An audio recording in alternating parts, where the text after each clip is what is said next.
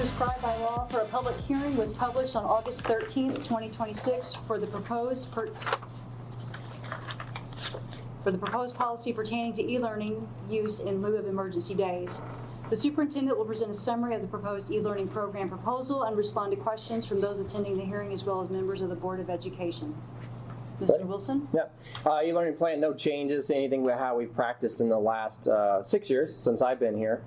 We will continue to use the 5 allocated e-learning days as allowed by the state in lieu of emergency days. That is 5. The e-learning plans are put together by each school, just kind of giving an idea of what our students' expectations are for those days, when they have to check in, how much work they have to do, where to go for help and resources. There are no changes to anything except maybe updating a few names here and there, but this was something that we have to review every 3 years in order to continue the use of e-learning days in lieu of emergency days. Does anybody have any questions for Mr. Wilson on this topic? Will that information shared with us be available to parents? It's already been available. It's online. We do send it out as well, yes. Mm-hmm. Any other questions? Seeing none, we'll adjourn this at 5:31. Moving forward, items to be considered at the regular meeting of the Board of Education scheduled for Tuesday, August 25th, 2026 at 5:30 p.m. in the Unit Office Conference Room, 500 North 10th Street, Herrin, Illinois, 62948. If everybody would please rise for the Pledge of Allegiance. I pledge allegiance to the flag of the United States of America and to the republic for which it stands, one nation, under God, indivisible, with liberty and justice for all. At this time, Mrs. Hastings, would you please call roll? John Hutchinson. Here. Susie Etherton. Here. Cindy Miller. Here. Kelly Green. Here. Steve Young. Here. Brad Blakey. Here. Steve Robinson. Here. Need a motion, a second, and a roll call vote to adopt the e-learning program proposal as presented. So moved. Second. Cindy Miller. Yes. John Hutchinson. Yes. Kelly Green. Yes. Brad Blakey. Yes. Susie Etherton. Yes. Steve Robinson. Yes. Steve Young. Yes. This time we'd recognize anybody who would like to address the board. We recognize that person should give their name before making their comments. Statements are asked to be limited to 5 minutes in duration. Mrs. Hastings will keep control of the timer. Who would like to address the board? I would. Yes, sir. My name is Chip Markle, and I'm running for state representative in the 118th district, and I wanted to introduce myself. I'm a Navy veteran. I retired from the Illinois Department of Corrections, and I've been active in the Union my whole career. And it's that sense of service that's wanting me to do this, that's pushing me to do this. My whole career it's been a team effort. When I was in the Navy, we had one mission, and that was to protect the country. When I was in the Department of Corrections and active in the Union, it was to make sure every employee walked out of the institution at the end of the day. It wasn't about this side or that side. And that's the way I'm going to do my job. I don't need this job. I want to do this job. My wife and I are retired, and we've been traveling the country in our camper, but this is something that I can't get away from because we need an effective representative in this district. And I want to be that representative for this district. We have some huge issues that we're facing. High property taxes is one of them. You know, that needs to be addressed. Excuse me, sir. I hate to interrupt you. Yes, ma'am. This forum is we are not allowed to have any type of campaigning as far as this is concerned. So if you're just introducing yourself, that's fine. But as Okay. far as introducing a platform, we really can't entertain that during this comment at this point in time. Okay, that's fine. I apologize for interrupting. no, We no. thank you for your service and we appreciate that. I'm sorry. That's okay. We just have to be very careful about what we have happen Okay. with regard to our And public. I understand. Okay. Thanks. But, you know, I just want to introduce myself, tell you who I am, give you a background of what I've done, what I've accomplished, and we'll leave it at Fair that. enough. Thank you very much. Appreciate that. Thanks. I do apologize. I have to leave. I have to go to a granddaughter's volleyball game. We live in Carterville, so please don't hold that against me. Yeah, you better run. Have a good evening. Thank you. Thank you. Thank you. Would anybody else like to address the board at this time? I will. Okay, please state your name. My name's Carrie Egmeyer, and first I wanted to thank you guys for giving me this opportunity. But I am a junior attending Herrin High School, and I was really scared before coming in today because I've been scared of grudges and just people talking at high school. Mr. Wilson knows me. I'm on the student advisory committee. I like to talk about problems. You talk out all the time. Keep going. But yeah, I toughened up today to speak on behalf of some friends, one in particular who can't be here today because of sporting events. And this is about the issue with homecoming coronation escorts. Basically, we shortened it down to only high court escorts and senior football players. And I think it'd be helpful to gain a perspective from a girl who has been on the court. Last year I was on high court, and this year I'm on as an honored guest. And when I first found this issue out, it was more of an annoyance type of thing. It didn't really affect me. But then I heard more and more of my peers speaking about it, and I realized it's something that's a lot more serious to them. And even though to me, it's not a big deal, I feel like being someone to speak up for them for my school is just a really big thing to me. Male students in Herrin High don't really get anything dedicated to them during homecoming unless they are on the football team because of the football game for homecoming. We don't really do homecoming king at all. Marion and Carterville, they do coronation members, they vote males on, but we don't have that. The most we technically do is picking Mr. Homecoming at the pep rally, which is literally just you cheer the loudest, and the most they get is recognition for 2 seconds. To them, being an escort is a huge thing. It doesn't require voting, it just requires you being a senior athlete in a fall sport. And I know of many male students who attended coronation in middle school just to watch and were super excited to be just an escort one day, and it was something they really looked forward to. And then it just randomly changing this year, prioritizing male football players only instead of all male athletes. And this just causes anger and sadness within male students, honored guests, and even parents of both. 3 of our senior athletes no longer get to walk people, and they no longer get to have that really memorable senior dance with their mom or grandma. And I feel like it's just not fair to them because they looked forward to this for 3 years, being on cross country and on golf. Because it's just something that was almost, I don't want to say required, but almost set in stone already that they would get to do, and I know how excited they were about it. Not only is this just really sad for them, it also somewhat becomes a safety hazard for us honored guests. Whenever we meet our retiring queen, we do a little curtsy, and this either requires you to be putting all your weight on one leg or bending your knees. And I remember last year, I thought I had it nailed down, to a T. I even practiced in my dress, but then those nerves come over you the day of, and I was holding onto my escort's arm last year for dear life, and I did not fall, thank goodness. But this year, with the honored guests not having that, you don't know what could happen. And then we also have the first time girls that have never stood in high heels for that long, and so it just gives them more of a stand. And then it can also be embarrassing and nerve-wracking to walk. And I feel like last year being just knowing that someone was going to come meet you in the middle was just a lot better because then all the attention wasn't on you and you have this big spotlight and everything. And then I can also recall one of my peers saying that when she gets nervous, she walks really fast. And so also having that second person to kind of keep you in check so that way you're not walking too fast and kind of ruining the pace of things is really good. Having only high court escorts also eliminates all the fun within coronation, this being fun exits and also that little skit they do at the beginning. I also have talked to a lot of my peers at the lunch table in my classes, and they have said that they are not attending this year because of that, because they go without being on court. It isn't given much to do, but they go for that stuff because it's fun and it's fun to watch.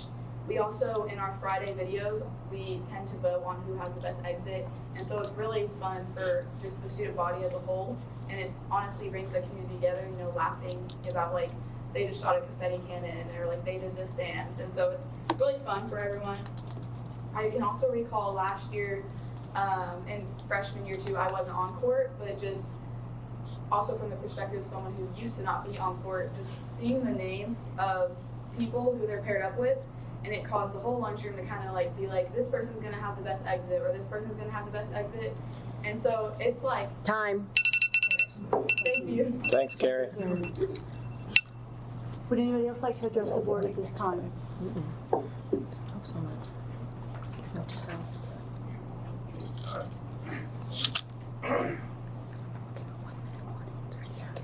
right, I'm Kevin Frost. I'm here because my son can't be tonight. He's representing Herrin in a cross-country meet over in West Frankfort. He got second, by the way. But most importantly, I'm here to support the girls who aren't going to get the experience of an escort that comes through from coronation, and the experience of a friend and a friendship and the support of somebody who can be there, just like Carrie said. I think she said it very eloquently, to support them and be with them as they walk through with all the eyes on them. I'm here to support the boys who don't get to participate. They've watched for the last 3 years as their friends and peers have come through and gotten to do something really special, to walk into that gymnasium in a tuxedo, to escort one of these pretty young ladies through, to create a core memory of high school, something different you don't get anywhere else. It's the only time of your life you get to do something like this. And now, after 3 years of anticipating and waiting and expecting, and now a week beforehand, all of a sudden it gets taken away. And as near as I can tell, for no other reason than we're just trying to reduce the numbers. Now, how would you feel if you were one of those numbers that just got reduced? For what, as near as I can tell, no real reason.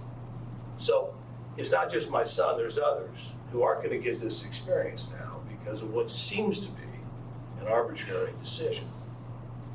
I'm here to support the mothers who are looking forward to dancing with their sons on the gymnasium floor. Someone told me, and not my wife, that there's only 2 times in your life you get to dance with your son in a tuxedo: a wedding and a coronation here in high school. And that resonated with me, and I'm not gonna lie, I'm sure I'd be tears in my eyes, but I was looking forward to watching that. I know my wife is very disappointed. Third, I'm here to support the tradition of this. I recognize that Herrin High School's coronation is a spectacle. It has been for years. It was when I was in school. And I know from talking to parents at other schools, that we're bigger than most. But why is that a bad thing? Why can't we let these kids experience this and enjoy it for what it is? A memory that they can take with them to look back on when they're 50 years old and remember that experience of walking down and the lights and the people and the dresses and the pageantry and the whole thing. So I don't understand how having these boys participate in this is a negative.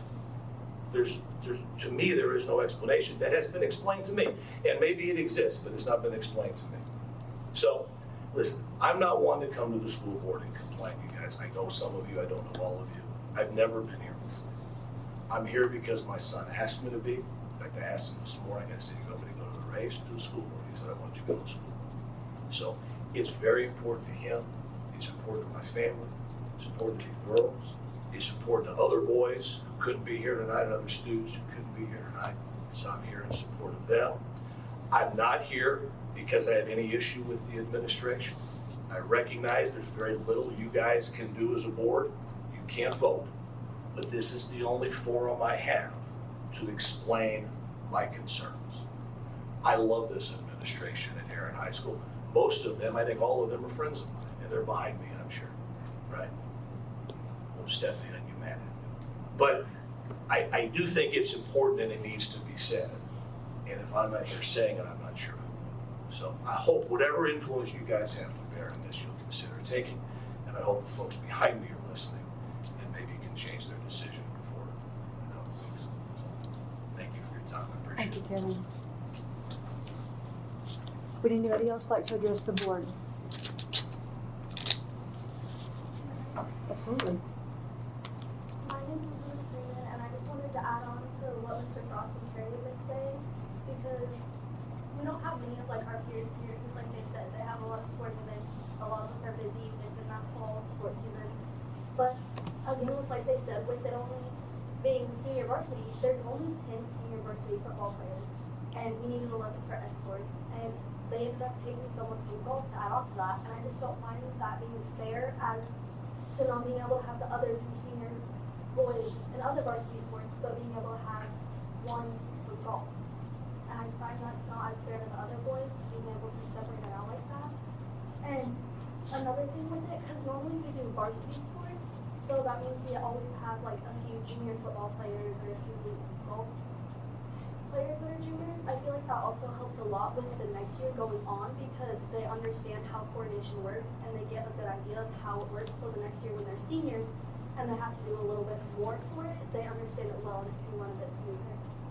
But I agree a lot with them talking about how it's better for like walking and how it makes the honor guests feel a lot more comfortable and how it like gets the parents and the peers a lot more excited and how it just brings it into like a better environment. But thank you for listening. Thank you. Would anybody else like to make comment that has not already been addressed? Any other topics to discuss? Greatly appreciate your comments. And Carrie, don't ever be afraid to speak your mind. Okay? This time we'll move forward to the consent. And I'm going to back up just 1 second. Thank you for everybody who came out tonight. We appreciate your comments. We will take all those comments under consideration. Okay? Moving on to the consent agenda. Need a motion, a second, and a roll call vote to approve, adopt, and reaffirm the items presented on the consent agenda and not extracted for August 25th, 2026. So moved. Second. Kelly Green, Yes. Cindy Miller, Yes. Susie Etherton, Yes. Steve Robinson, Yes. Brad Blakey, Yes. Steve Young, John Hutchinson. Yes. Moving on to the press policies. We need a motion, a second, and a roll call vote to approve the press policies as presented. So moved. Second. Steve Young, Yes. Brad Blakey, Yes. John Hutchinson, Steve Robinson, Yes. Kelly Green, Yes. Susie Etherton, Yes. Cindy Miller. Yes. Moving on to old business, Mr. Wilson has a construction update for us. Yeah, a few projects to update on. Continue to work on more window film for the high school specifically.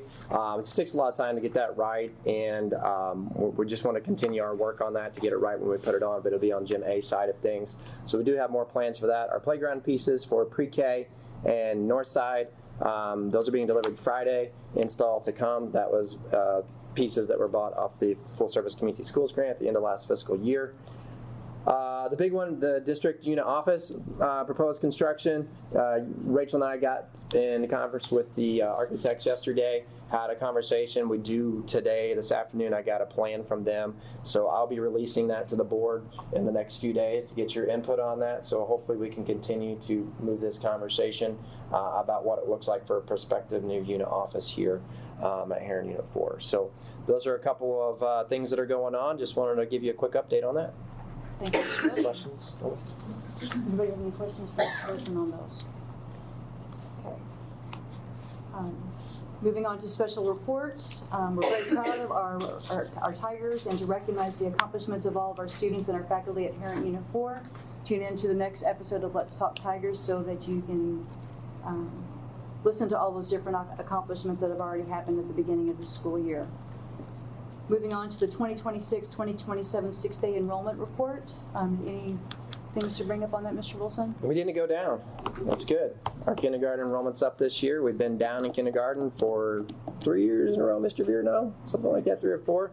So yeah, we're actually up this year, so that's a good thing. And seems like we're off and running pretty well. So. Any questions? Moving on to new business, we need a motion, a second, and a roll call vote to approve the review and reevaluation of Board Policy 7-180, which is the prevention of and response to bullying, intimidation, and harassment, and to affirm that no changes to the policy are necessary at this time. So moved. Second. Susie Etherton, Yes. Steve Robinson, Yes. Steve Young, Yes. John Hutchinson, Yes. Cindy Miller, Yes. Kelly Green, Yes. Brad Blakey, Yes. We need a motion and a second and a roll call vote to approve the EIS administrator and teacher salary and benefits report and position detail roster report as presented. So moved. Second. Steve Robinson? Yes. John Hutchinson? Yes. Brad Blakey? Yes. Steve Young? Yes. Susie Etherton? Yes. Cindy Miller? Yes. Kelly Green? Yes. This time I need a motion, a second, and a roll call vote to close the meeting in accordance with Section 122A of the Open Meetings Act, citing the following exceptions as contained in Section 122C, to discuss disciplinary cases, consider the approval of closed minutes and the semi-annual review and disposal request, discuss appointment, employment, compensation, discipline, performance evaluation, and dismissal of specific employees, to discuss collective bargaining agreements, and to discuss litigation. So moved. Second. Brad Blakey? Yes. Susie Etherton? Yes. Steve Robinson? Yes. John Hutchinson? Yes. Kelly Green? Yes. Cindy Miller? Yes. Steve Young? Yes. And a roll call vote to reconvene to open session. So moved.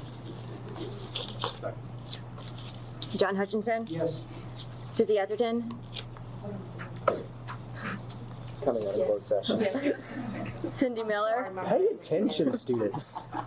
Kelly Green? Yes. Steve Young? Yes. Brad Blakey? Yes. Steve Robinson? Yes. We need a motion, a second, and a roll call vote to approve the closed minutes for July 28th, 2026. So moved. Second. Cindy Miller? Yes. John Hutchinson? Yes. Kelly Green? Yes. Brad Blakey? Yes. Susie Etherton? Yes. Steve Robinson? Yes. Steve Young? Yes. We need a motion, a second, and a roll call vote to declare the closed minutes as presented as open. So moved. Second. Kelly Green? Yes. Cindy Miller? Yes. Susie Etherton? Yes. Steve Robinson? Yes. Brad Blakey? Yes. Steve Young? Yes. John Hutchinson? Yes. We need a motion, a second, and a roll call vote authorizing the clerk of the board to destroy verbatim records of closed minutes held prior to February 2025. So moved. Second. Steve Young? Yes. Brad Blakey? Yes. John Hutchinson? Yes. Steve Robinson? Yes. Kelly Green? Yes. Susie Etherton? Yes. Cindy Miller? Yes. Need a motion, a second, and a roll call vote to approve the following personnel recommendations as presented. For resignation, Amy Schiff as a paraprofessional for the pre-K center, Anita Powers as a nurse for the district. For employment, Braylon Berry as a cheer dollar coach for the junior high school, Ian Bogart as a football dollar coach for the high school, Jacob Bischoff as a football dollar coach for the high school, and a non-athletic extra duty as presented. To post vacancies for a paraprofessional for the pre-K center and a nurse for the district. So moved.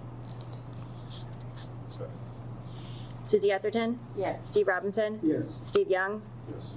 John Hutchinson? Yes. Cindy Miller? Yes. Kelly Green? Yes. Brad Blakey? Yes.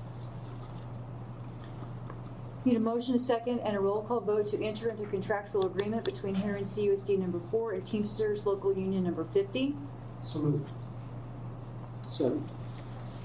Steve Robinson? Yes. John Hutchinson? Yes. Brad Blakey? Yes. Steve Young? Yes. Susie Etherton? Yes. Cindy Miller? Yes. Kelly Green? Yes. Need a motion, a second, and a roll call vote to approve Appendix A, new wages for 2026, 2027, and 2027, 2028 of the contractual agreement between Herrin CUSD number 4 and Laborers Local 773. So moved. Second. Brad Blakey? Yes. Susie Etherton? Abstain. Steve Robinson? Yes. John Hutchinson? Yes. Kelly Green? Yes. Cindy Miller? Yes. Steve Young? Yes. A public hearing on the budget for 2026, 2027 will be conducted at the beginning of the next board meeting. The tentative budget for Herrin Community Unit School District number 4 is on file and available for public inspection at the unit office. Having completed the items on the agenda, I need a motion, a second, and a roll call vote to adjourn the meeting until the next meeting of the Board of Education scheduled for Tuesday, September 22nd, 2026 at 5:30 p.m. in the unit office conference room. So moved. Second. John Hutchinson? Yes. Susie Etherton? Yes. Cindy Miller? Yes. Kelly Green? Yes. Steve Young? Yes. Brad Blakey? Yes. Steve Robinson? Yes. Thank you, everyone.